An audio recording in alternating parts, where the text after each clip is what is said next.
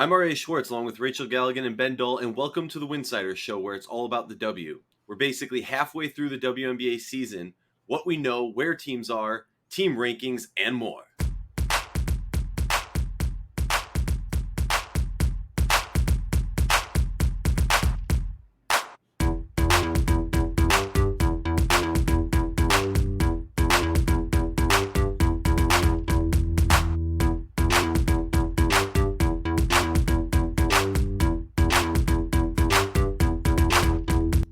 If you like our show, please consider joining our Patreon community and read the Wubble Weekly from Owen Pence. For less than a cup of coffee a month, you can directly show support for the hard work we do covering the W. And don't forget to see the amazing staff's written content over at Winsidr.com. That's Winsidr.com. We're 9 or 10 games through the WNBA season, and we're going to run down what we know, where your team ranks, and more. But we're going to start it off with a fun one, talking about the MVP race, because now we can finally talk about that. Rachel, Ben, how's it going? Well, hey. Hi, Ben. Hey, Aryeh. Aryeh, I just want to let you know, you're getting really good at this intro and the swag you have with it. I just want to go ahead and say that. I know it's only taken you 3 years, but, whatever. I'm no, happy to be here. How are you, Ben? I'm hanging in there. I'll pretend that I'm rubbing off on Aryeh, where we trade roles in the other show. I'll pretend that's the reason for it. Full credit to Ben. Let's talk about the MVP race. I think typically you can kind of cut it down to 3 names, maybe expand it to a dark horse or 2. I'm going to list the 3 players that I think are, or the 4 players that in my opinion are the top 3 in the MVP race, and then 1 dark horse. I'm going to throw out a few stats, and then I'm going to pass it over to Rachel and then to Ben, and you guys got to chime in if I miss somebody, what you think the order should be in regards to this. So this is not in any specific order, but I'm talking, my list is Candice Parker, 13 points a game, 3.5 assists, and 9.5 rebounds per game. Brianna Stewart with 18.5 points per game, 8 rebounds per game, and 3.5 assists per game. A'ja Wilson, 21 points per game, 9 rebounds per game. And then my dark horse, Angel McCoughtry, with 15.9 points per game and 5 rebounds per game. To me, those are the top 4 candidates, and I think it's kind of telling when you look at the rankings. Rachel, it's passing on to you. Give me a kind of who you think's in what place, and if there's anybody I missed. I like the list. I can't argue against any of it. In terms of adding anyone or subtracting one, I think if you took someone out right now, it would have to be Angel McCoughtry, just because of the subtraction factor of what A'ja Wilson's doing with Las Vegas. I mean, coming into this thing in the first few weeks, even up until now, like to me, the clear favorite for MVP has been Brianna Stewart. She's played phenomenal. She hasn't skipped a beat. If possible, she's even improved.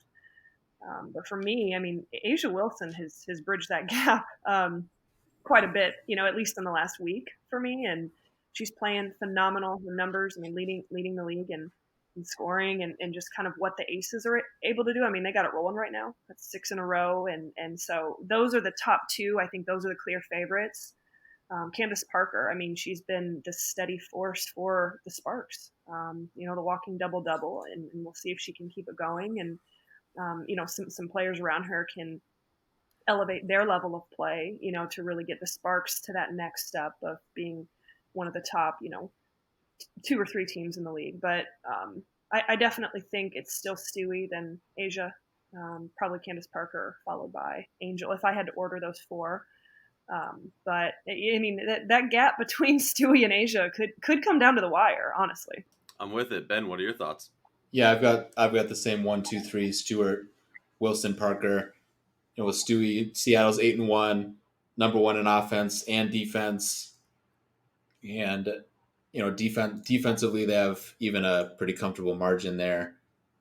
But Stewart just looks good, bringing the ball up the floor, maybe even a little bit more than she has recently. She's just that constant threat from 3, and she just puts so much pressure on you all the time, even when she doesn't have the ball. And then to their team situation, Sue Bird's been in and out. Natasha Howard hasn't been what she was in 2018, let alone last season, where she did a lot more scoring, and you thought maybe that would kind of balance things out, or just it would just make them so much harder to guard. That really hasn't been the case. And not to upset the legion of Ezi Magbagor fans, of which they're growing exponentially by the day. It's a nice story. She's the fourth big. She's making some nice plays here and there, but like Brianna Stewart is driving most of this.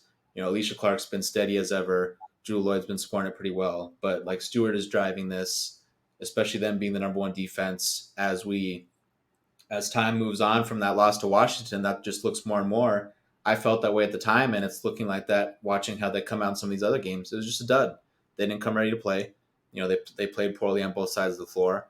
Washington made them pay, but Seattle's been clearing away the best team.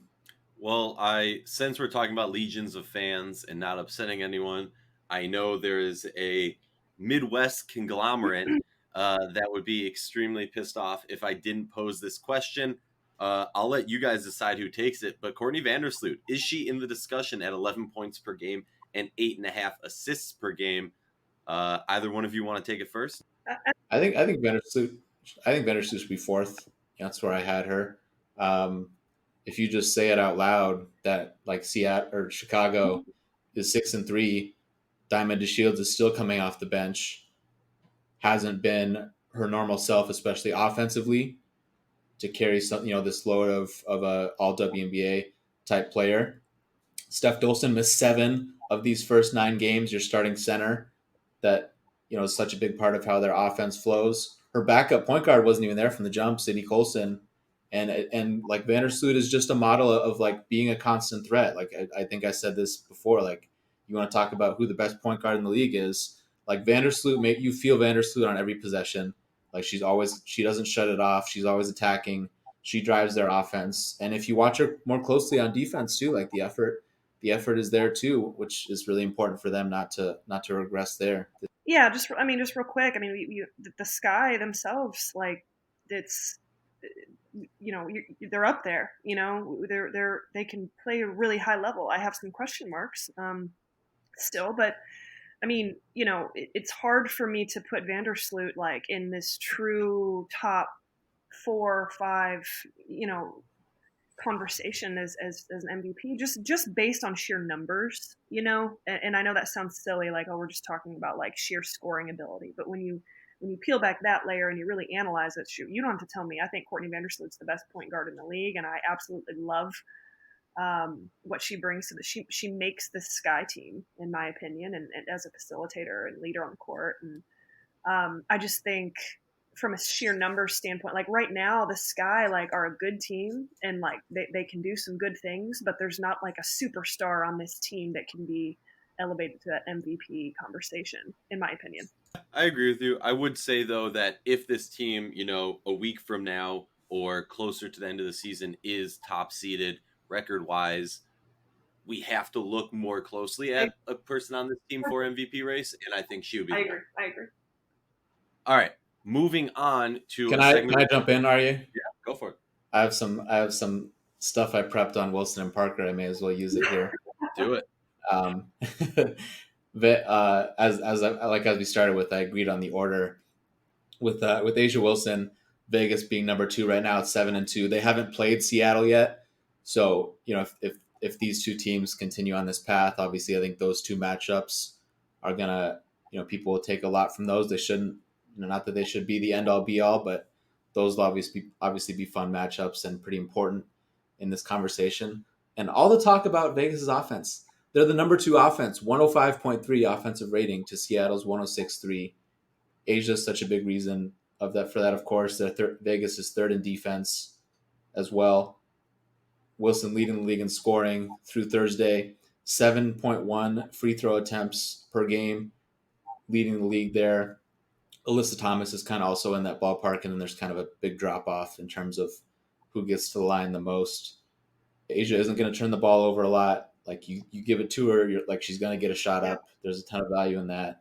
She's been eating up on the defensive glass, over 28% defensive rebounding rate compared to a little under 22 is what she was as a rookie, and obviously last year was much lower when it didn't need to be, with Liz Cambage also there. Vegas has been the best defensive rebounding team in the league this year. They are still playing at the fastest pace in the league. Yeah. So Asia's got, it's not like she gets to walk up the floor every time and just walk down the block and say, here, give it to me. And Vegas is doing that, playing Dearica Hamby next to Asia a lot. We saw at the very beginning a little bit of Hamby at the 3, but Bill Laimbeer has been quick to go to Hamby early in a game. They're closing games together at the 4 and the 5, and I think that the defensive rebounding there is so imperative, and just that their best 5, I think they're able to compete, and just having Asia as an option. Yeah, so LA 6th in defense so far. They're at 6 and 3, or second in defense, 6th in offense. So the defense has been huge, and I think Candice has been the biggest part of that. Tia Ruffin-Pratt has now been out, and Neko Gumake, frankly, just hasn't performed, really close at all to her standard. Yeah. And Chelsea Gray hasn't exactly been dominating games. So, where do you think that's coming from? If LA is playing this well, Derek Fisher has been staggering Agumake and Candice Parker quite a bit, and they're making that work. And you have to remember that their guard depth is pretty good. Their backup bigs are completely unproven at this level, right? Like Marie Gulich had some nice moments. She hasn't done it for a winning team. Christina Nigwe was playing on, finished the season on a lottery team last year and played a little bit, when she was with Connecticut. But, your backup bigs are totally unproven. Obviously, the big shot of not having Maria Vadiva or Chine Agumake backing them up, they don't have that same luxury. Candice is shooting the 3 much better, but I think last year that was a pretty big outlier where she only shot 27%. She's back up in the mid-30s, which has kind of been her norm of late. She's been a monster on the defensive glass too, 32% defensive rebounds, which is barely behind Sylvia Fowles right now. And that's obviously been a bugaboo for them in some key spots in the past, kind of like with Vegas, where you might be a little small going up against the center, but it's just really important to rebound. And they've been playing small again. Remember, Simone Augustus at the 4, and they've still been able to rebound enough. And obviously Candice can ignite their transition game when she is able to just start with the ball. I like what you're saying, bringing in them stats. Well, we're going to move on to a different segment. What we've learned from each team so far. We played around with this in our last episode with all 3 of us. We're going to go through it again. Excuse the order. Had to throw some people listening off so they can't just skip to their team. Let's start with the Chicago Sky. 1 sentence, each team. We're going to go me, Ben, Rachel, all the way down just to make life easier. So after I finish, please hop in. Chicago Sky, up and down. We're for me, it's going to be consistency. And I guess I'm going 2 sentences.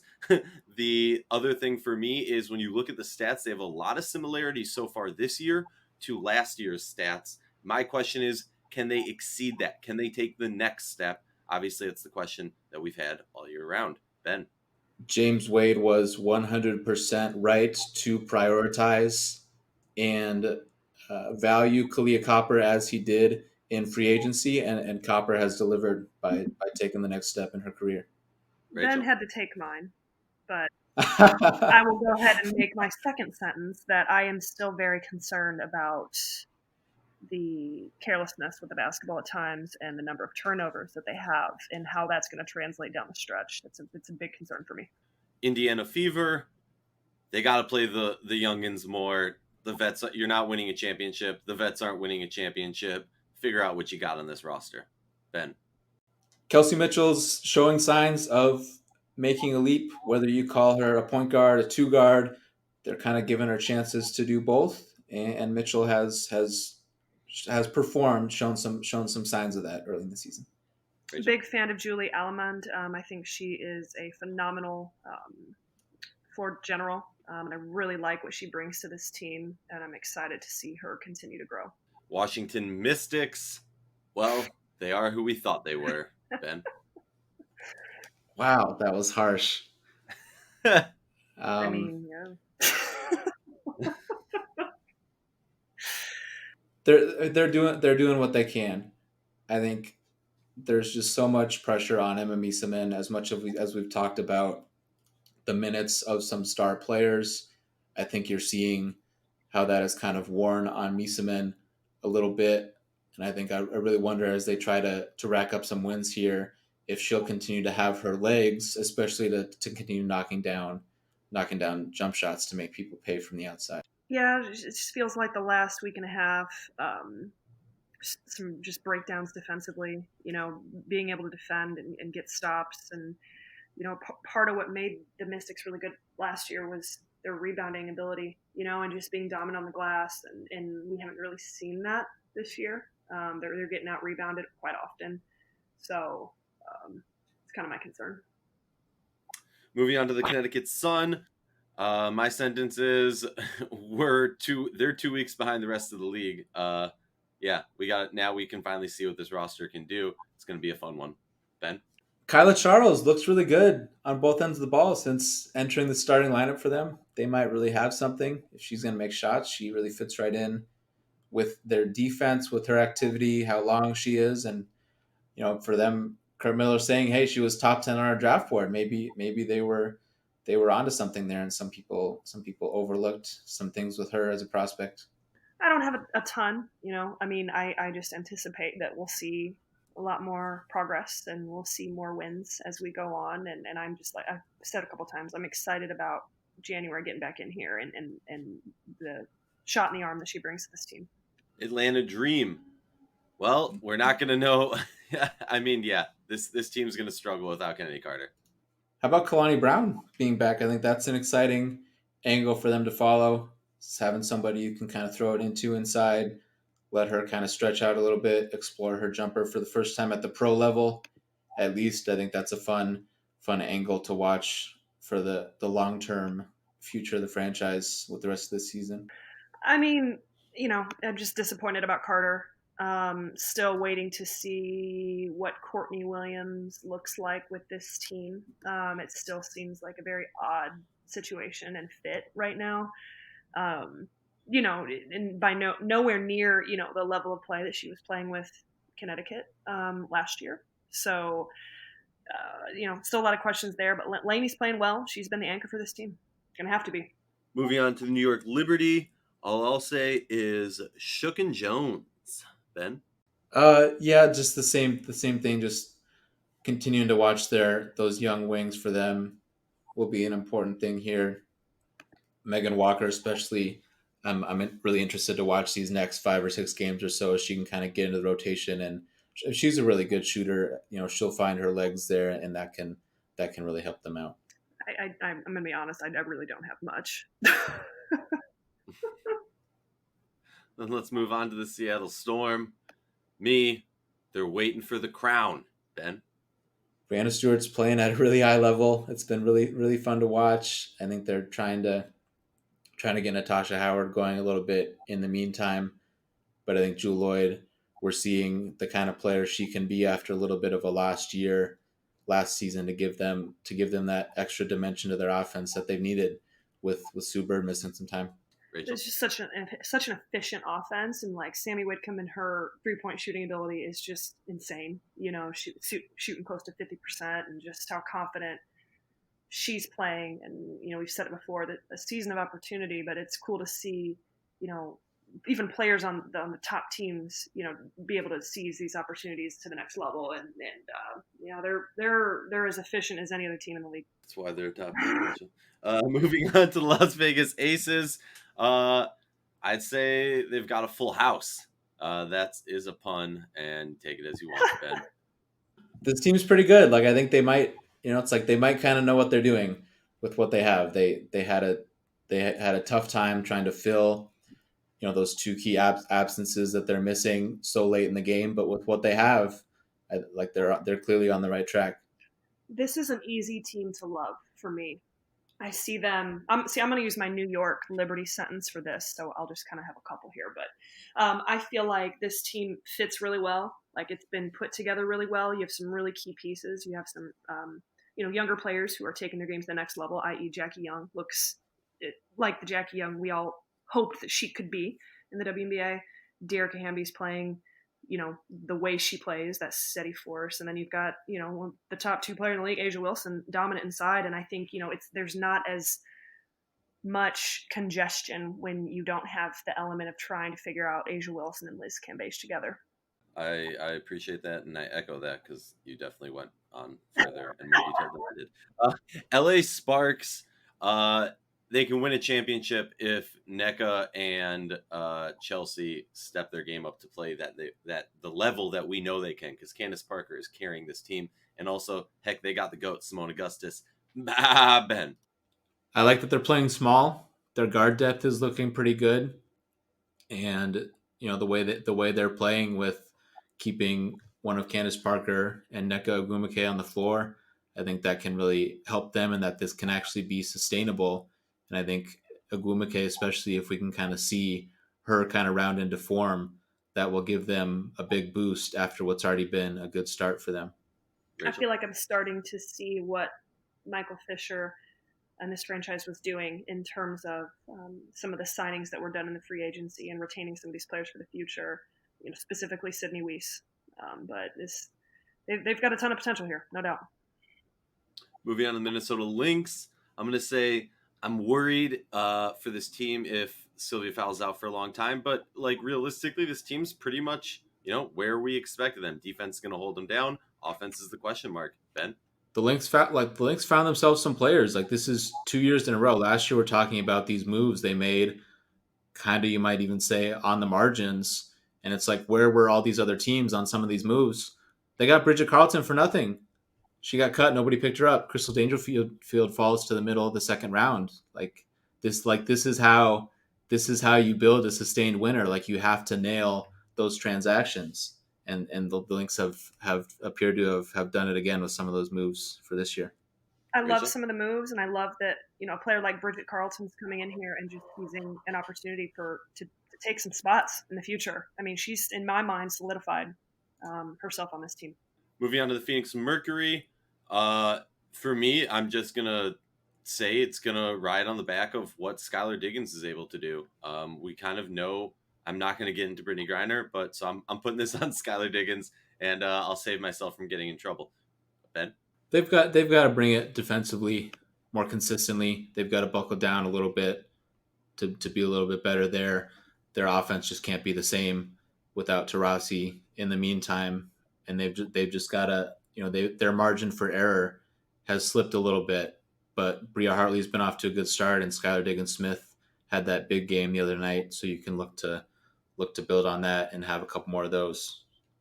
Rachel, and then add in a shameless plug for our Bria Hartley podcast that we just dropped. I'm impressed with Hartley. It's really fun to see her in this new situation, and just rejuvenated and playing the way that she's playing. And if you haven't checked it out yet, check us out on the Winsidr pod, other one released earlier this week. Of Bria Hartley joined us as we talked about her game, overseas life in the Wubble with her son. It's a great one, so make sure you check that out. Moving on to the Dallas Wings. Exciting team. I'd like to see my one sentence for this team: play Ty Harris all day, every day. The rookies, for the most part, in all, have looked pretty good out there. They need more from these veterans. They need more from Mariah Jefferson to create for their offense. They need a Stu Dew to reemerge. I don't know what's happened these last couple of games. She didn't play well and now is almost out of the rotation. They need more from those two. They've got to be able to get stops consistently. I think their defense struggles a lot. Let me remind you, not only do we have the Winsidr show that you're listening to now, we also got Winsidr Daily with Ben and myself, mostly Ben, so not to take his shine away. Daily recaps of WNBA games on game day. Tune in, catch up if you missed a game, get some insight if you watched the game. And don't forget the written content on winsidr.com. That's winsidr.com and the Winsidr Network, a collection of WNBA podcasts. Subscribe to them all. They're on all your favorite podcast apps, and you can bookmark the website. Moving on to power rankings, a fun one. For me, I broke it into 4 tiers. You got the standalone leader, the Seattle Storm. You got the contenders, or people who are in contention, the Aces, the Sparks, and the Sky. And then you got the not contender level, but are going to make the playoffs. And when I say not contender, I mean, again, power ranking. Currently, I got the Mercury and the Lynx there. And then fighting for a playoff spot, I got the Sun, Wings, Fever, and Dream. And did I say 4 tiers? Because I meant 5, because then you got the teams not making the playoffs. And for me, that's the Liberty and the Mystics. Anybody got any glaring omissions, any glaring Aryeh, you're wrong, I would change that. I had the same tier 2. I had my order was Chicago, LA, Vegas, bumping LA up because I think as all 3 of their stars start to play a little bit better, I just think they have a lot more to show. And Chicago, as they get healthy, especially, I think they can really challenge Seattle. And I bumped Connecticut into that 3rd tier. I mean, look at these other teams. Like they got one of their big rotation players back. Like at their, we can put them in the same. We can bump them up a tier. Like I don't get why. Yeah. They need to be on level with these other teams. Yeah. I hear that. Yeah, I definitely think the Sun, there is no reason to not believe that they could string some wins together and bump themselves up in the standings, and should definitely be in the same level with Phoenix and Minnesota. I would even make a slight argument. I mean, I might be a little crazy for this one, but the Aces are really pushing to get up into that tier 1. I mean, I don't know. Yeah, I guess I'm holding off on that a little bit. I want to see them go, and maybe that's just like a recency biased, or I haven't seen them. The teams that I've seen them go up to, I just haven't. I don't know. I want to see them against the Storm basically before. But yeah, no, I hear you. Any final thoughts on the power ranking? I'm good. I got nothing. All right. Well, then we're moving on to a fun segment that Ben decided to add to this episode. So I'm going to let Ben take it over, but it's veterans on a new team. Ben? Yeah, I just thought it'd be good to talk about some. This is I guess you can call it a part 1. We're not going to touch on every veteran that's changed teams, but I think some of the players that have had some of the biggest roles, I think it's good to touch on them and kind of just share how we feel. How are they being used? How are they performing, and how much of an impact are they kind of having with the team? And we've brought up Angel McCoughtry a little bit in this episode. I think that's a good name to start with. She's 7 for 14 from 3 so far. That's obviously a great start. Not going to be a 50% shooter all year, but good to see her at least taking those. And just Angel McCoughtry looks good, and she gives them another option. She gets inside. They can post her up, attacking quickly off the catch, and for their defense too, them just having a ball hawk out there. They're more of a conservative defensive team, so having somebody that, and Bill Laimbeer has kind of said he wants to make sure he doesn't want Angel to gamble too much, but having somebody that can force some turnovers too really has helped them out. I mean, Angel's been playing great. It's been ridiculous. I want to shine a little light on Bria Hartley. Looking at the Phoenix Mercury, a big question mark was, okay, but what about their depth? We know they got the star power, but what about their depth? And having Hartley come off the bench, and at a certain point, I don't want to date this episode too much, so I'll say at a certain point, she was coming off the bench and leading this team in scoring, and that is a huge key for this team and their possible success. Also, we got to talk about Britney Sykes. I mean, Britney Sykes finally gets into the starting rotation for the LA Sparks. She's a player I was super hyped on when that trade happened. I feel like she wasn't getting enough minutes, wasn't getting enough ball in Atlanta. But coming over to LA, I mean, she's exactly what they need. They need an athletic thrasher who can get to the line, who can play defense, who can really bring some energy. And to have her and the rest of the makeup of that roster is ridiculous. Rachel, talk to me to Aryeh Stevens. I mean, she's been phenomenal. I mean, I'm going to be the first one to say I'm a little bit surprised. I know that sounds crazy because, how highly sought after Aryeh Stevens was coming out into the draft and the potential that she has. I felt like that, a change of scenery and playing under James Wade would be good, but I didn't expect that she would quite do what she's doing. She looks phenomenal. She's playing great. I think the ceiling is unknown at this time, but I think she's just going to keep playing better. I've been really impressed with her. Yeah, Stevens has been really fun to watch. She's shooting it well from 3, attacking off the dribble, running the floor, just getting all that stuff from one of your forwards offensively is just such a huge lift. She's a difference maker with her length around the basket to block some shots. So it was just, that trade was just such a win for them. To Hartley, like Aryeh mentioned, just having someone shoot off the bounce. I think they've identified the proper role for her, freeing her up to shoot more, shooting 57% in the paint so far. I really like how she's exploded on some of these drives. Just really, when she's playing really decisive, I can pull up for the jumper, or I'm going to try to get all the way to the rim. That's been really effective for them. And Lasia Clarendon, wanted to get to next. Probably gonna have a career high in usage here if this continues, which you would expect with Sabrina Ionescu being out. Lasia's been hitting some threes off the bounce. That's been pretty impressive to add that to her game. You got to start. You just got to take those. Has hit a few pretty big ones and some big moments for them. So that's a nice development to see. 9 for 22 from three so far early in the season. Strickland and Courtney Williams. I mean, obviously some big name vets on new team. Courtney, as we touched on earlier in this episode, really trying to find her footing. And Shakina Strickland, honestly, has struggled from three throughout the season. She's had some bright spots, but we've seen enough of her to know what she's capable of doing, and I think it's just kind of a growing pain. Last player I want to touch on before we log off, and obviously I'll give everyone else a last chance, but Simone the GOAT Augustus has been a huge key for the Los Angeles Sparks this season, motivating the team as a vocal leader, but also motivating the team on the court. There's a reason why I call her the GOAT. There's a reason why, even if you don't call her the GOAT, you acknowledge that she is one of the greatest players to touch the WNBA basketball court. She has been a huge shot in the arm for the LA Sparks, as other vets have maybe struggled a little bit. Rachel, any final thoughts? I agree. Been great to watch. Love it for her. Huge fan. I know I speak for both of us. So really happy, and I love the leadership that she brings. I think that's very much needed in LA. Simone's making shots.